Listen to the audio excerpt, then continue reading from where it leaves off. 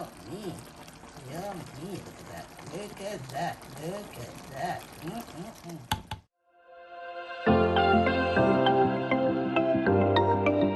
Today, I am going to use for the first time, try cooking with my clay pots.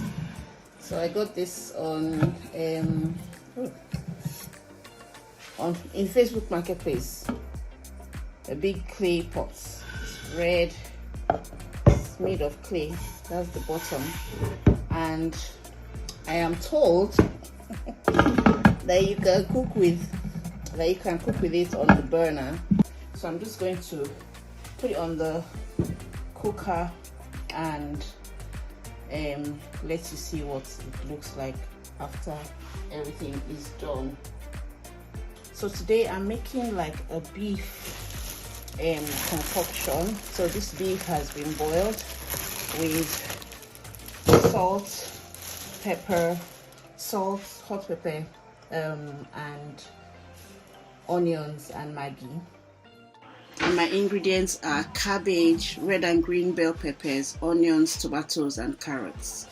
I'm going to put some oil in my pot, and I'm going to put it on a low flame. Okay, so just put the oil. It's about, let's say, 1/4 cup of oil.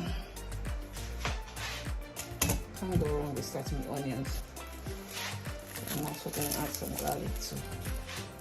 So while the oil is on the fire on a low flame, I'm going to just chop the onions very roughly. Once the onions are chopped, they're just going to go straight into the oil. We want to just sweat the onions, so we want them to be on a low flame so that it softens the onions without burning them, and brings out the flavor. And I tend to use a lot of onions, so you just use it to your own taste. This is one of those one pot things that you just use whatever you have and at your own taste. So no specific measurements, but in this case I used 2 onions. I'm going to peel and chop the carrots next because they are going to be the next thing to go into the pot. We are doing this because carrots take a bit longer to cook, so I will just peel them, make sure that everything is clean, and then chop the carrots. And that, as soon as that's done, then you can put it in together with the onions. I'm going to go ahead and peel my garlic now, even though I will not use them right away because I don't want them to over fry. If they over fry, they get bitter. So I just use the flat of the blade and give it a whack, and then after that the peel comes off easily, and then I chop them, slice them finely, and get ready for when I'm ready to put them in. Now before the carrots go in, I'm going to spice my onions that are frying, so just to fry the spices. So I have some aromat, some black pepper, I also have some beef masala which I got in Uganda, yay! I have some garlic flakes, and then I also have some curry powder. So you can use any spice that you like, that you have, and then of course salt. The most important thing is salt and pepper in your onions, and then just add your spices and fry the spices. It brings out the flavor a bit, it brings out the flavor a lot more. So put my salt, put my garlic, put everything that a little bit of everything that I want, the curry, the masala and everything, and just fry it nicely. There we go. Yeah, so all the spices are in now. So after this is when I'm going to add in my carrots.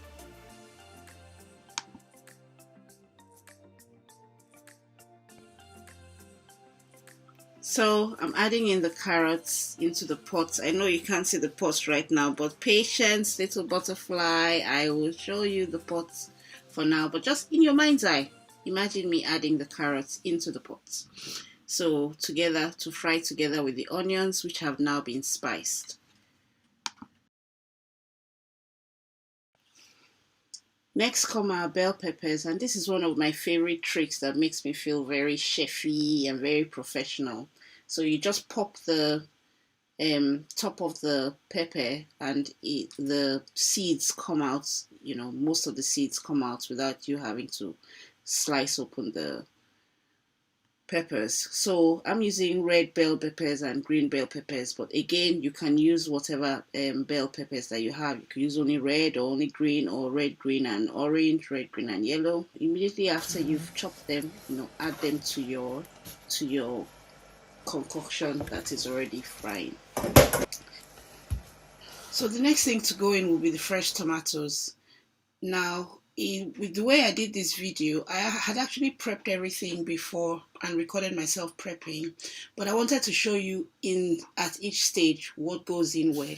So you can feel free to prep everything, the tomatoes, everything, prep them all, chop them all before you even start cooking, but you can also do this where, as you do each one, you just chop it and put it in. That gives it, the other thing, enough time to cook. So the tomatoes are chopped. The next thing you will do is to then chop to add your meat. Now I had cooked the beef, so I decided to cut them into smaller pieces, and then this is the same time that I'm going to add my garlic as well. So I chopped that, and I think you're finally going to see what's going on in the pot. So I chopped that, and I also add it into the pot. So now everything is coming together nicely. So at this point you stir. You can also taste, and then if you need to taste for salt, if you need to add more salt, add more at this point. But really I didn't bother adding any salt because I put quite a bit of salt inside the oil when I was spicing the onions and the oil. So that's it. At this point I'm going to cover the pot. Before now the pot had been open, but at this point I'm going to cover the pot. And so the meat went in at the same time as the tomatoes. I also had a bit of tomato puree, so I added that in as well as a last minute choice. So I like this because it's a one pot thing, and it all depends on what you have in your house. You don't have to follow my recipe exactly, it's what you have in your house. I had meat, I bought myself some bell peppers, there's onions, so you just put everything together and then you have a nice stew. So even after making this video, this stew has been eaten with yam, it's been eaten with rice, it's been eaten with bread, it's been eaten on its own. So this I think is a recipe worth trying, and and is also a good comfort food. So that is for you. Have a bite and hope you enjoy. If you try this, or if you have any questions, leave a comment below. Thank you.